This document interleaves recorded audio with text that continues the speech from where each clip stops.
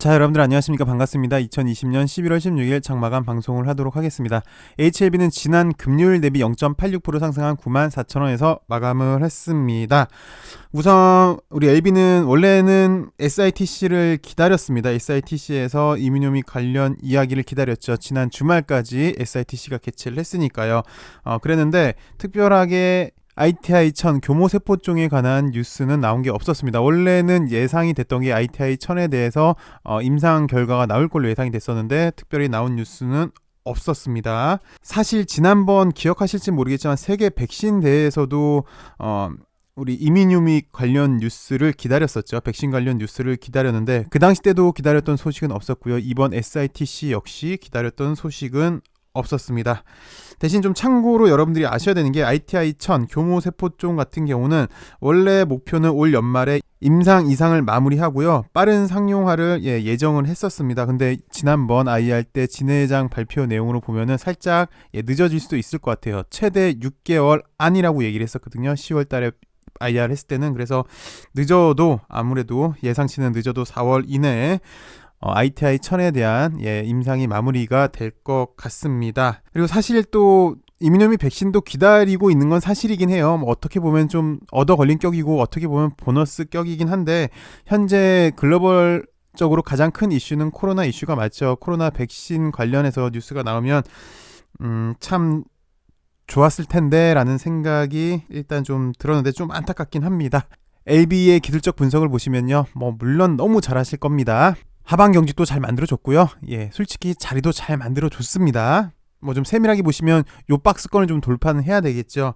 그래서 이제 기다리고 있는 거는 자리도 잘 만들어줬고 언제 한번 뻥치고 올라가도 이상하지 않은 그런 모습인데요. 매일 드리는 말씀이지만 오늘도 불어라 훈풍입니다. 훈풍을 기다리고 있는 모습입니다. 이런 비유가 적절할지 모르겠지만 사실 제갈량이 적벽대전에서 그러니까 연합군이 오군과 연합군이 적벽대전에서 조조군을 물리칠 수 있었던 이유가 많이 있었겠지만 가장 근본적인 이유는 바람이었죠. 매번 서풍만 보는데 딱 하루에서 하루 반 정도 동남풍이 불었죠. 동남풍이 한번 부니까 수적으로 10배 이상의 차이가 나는 그런 대군을 무찔릴 수 있었습니다. 주식도 그러는 것 같아요. 이렇게 한 번만 훈풍만 불어준다면 제대로 불어준다면 정말 활활 타는 그런 모습인데 훈풍만 좀 잘 불어주길 좀 동남풍을 기다리는 그런 순간이지 않을까 싶습니다. 크게 보시면 L생이랑 LB랑 거의 비슷한 모습이라고 보여집니다. L생도 거의 좀 자리는 잘 만들어 놨거든요. 근데 좀 차이가 뭐냐면 LB보다는 이런 박스권이 좀 더 크다는 게 좀 차이고요.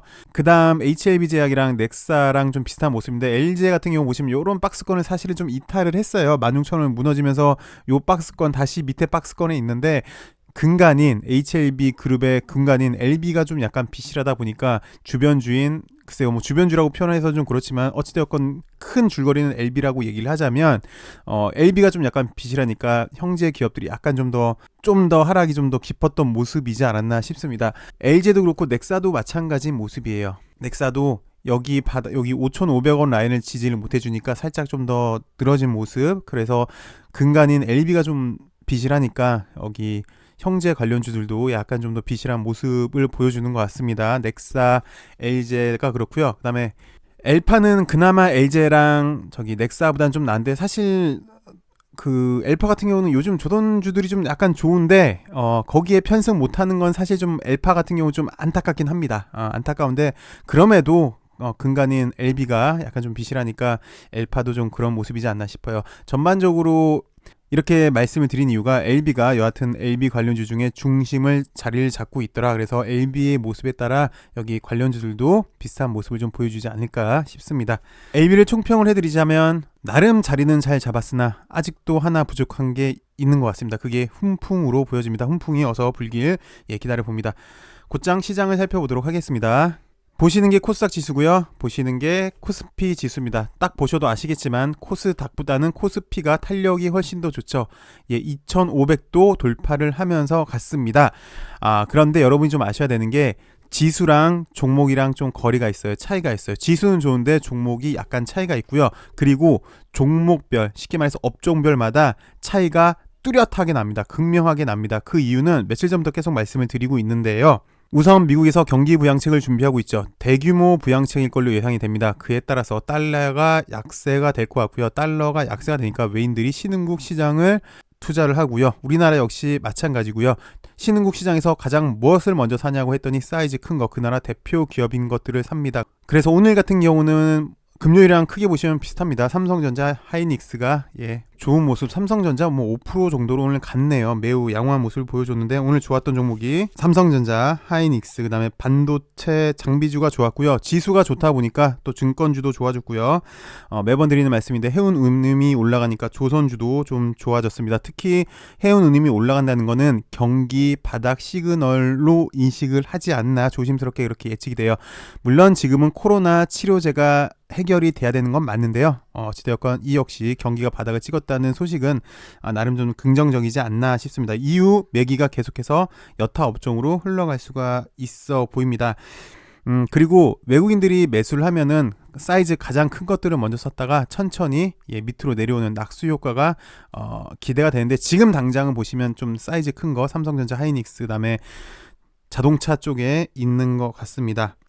그리고 종목별로 보시면요. 오늘은 여기 IT, 증권주, 조선주, 차가 좀 좋았다면 그동안 사실 시장이 좀 주도주급이었죠. 바이오, 그다음에 신재생인데 오늘 바이오랑 신재생은 별로 안 좋았어요. 그런데 좀 보셔야 되는 게 매번 말씀을 드리잖아요. 코로나 팬데믹이 지금 거의 최고 정점에 있는 것 같습니다. 어디가 끝일지 모르겠지만 여하튼 매우 위험한 그런 구간이 있는데요. 미국 같은 경우는 1일 확진자 수가 16만에서 18만 명이라고 합니다. 정말 어마어마한 숫자고 우리나라 같은 경우도 지금 상당히 위태위태합니다. 220명을 돌파를 했는데 추세가 잘 꺾이지가 않고요.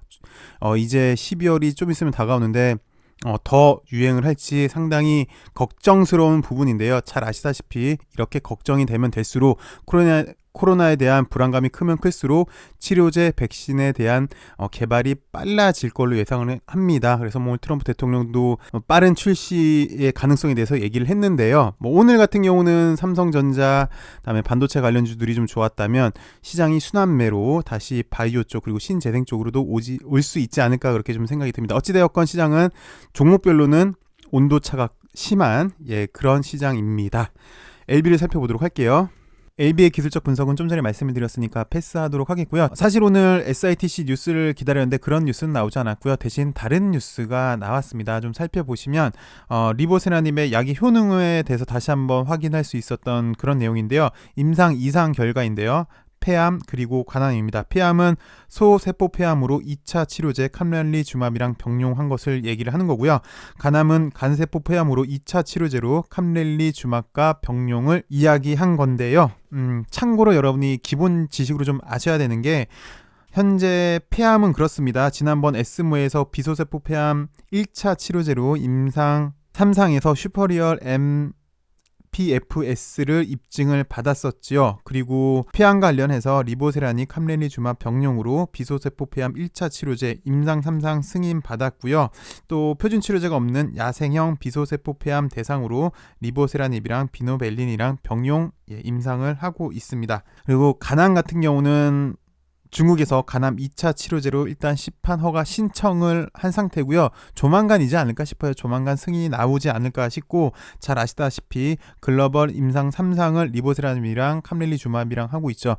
조심스럽게 내년 연말에 탑라인이 공개될 예정으로 기대가 되고 있습니다. 뉴스를 좀 살펴보시면 LB는 항서제약이 주도한 건데요. LB는 리보세라닙의 임상 2상을 수행한 결과 폐암, 간암에서 유효한 결과를 확인했다고 발표했다. 항서제약이 중국 임상 2상에서 확장기 소세포 폐암 2차 치료제로 리보세라닙과 캄렐리주맙을 병용 투여했더니 그 결과치는 ORR 34, 그 다음에 PFS 중간값이 3.6개월, 그 다음에 OS 중간값이 8.4개월을 확인했고 여기에 발표됐다라고 얘기를 했는데요. 이 결과치랑 이번 4월달이죠. 4월달에 나온 뉴스랑 얘기를 좀 보시면 내용이 100% 동일합니다. AACR에서 확장기 소세포 폐암 2차 치료 대상으로 리보세라닙 캄렐리주맙 병용 치료로 임상 2상 결과가 구두 발표됐는데요. 동일할 겁니다. 확장기 소세포 폐암 2차 치료제, 확장기 소세포 폐암 2차 치료제, 리보랑 캄렐리 병용, ORR 34%, ORR 34% 동일하죠. 그 다음에 PFS 중간값 3.6개월, 3.6개월. 그다음에 OS 중간값 8.4개월. 예, 동일하게 나타났습니다.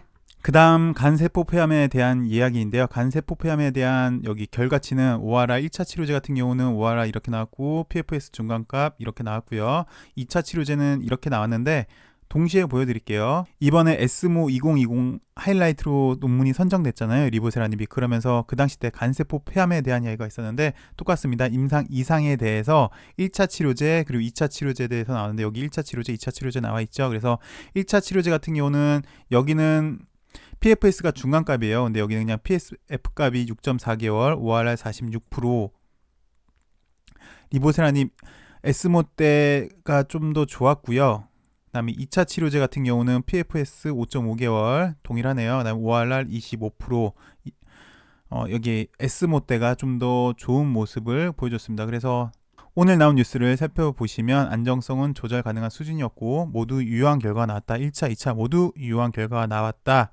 그리고 단독 요법으로도 이렇게 중간값 OS 중간값이랑 PFS 중간값 월등히 좀 괜찮은 수준의 값이 나왔다라고 볼 수 있고요. 그 다음 기본적으로 현재 간암 1차 치료제로 글로벌 임상 3상을 하고 있죠. 리보세라닙이랑 칼라리주밥이랑요. 그래서 병용 임상 이상 중간 결과로 1차 요법에서는 46%, 2차 요법에서는 25%의 ORR이라는 어마어마한 결과를 얻었습니다. 근데 현재 1차 치료제로는요.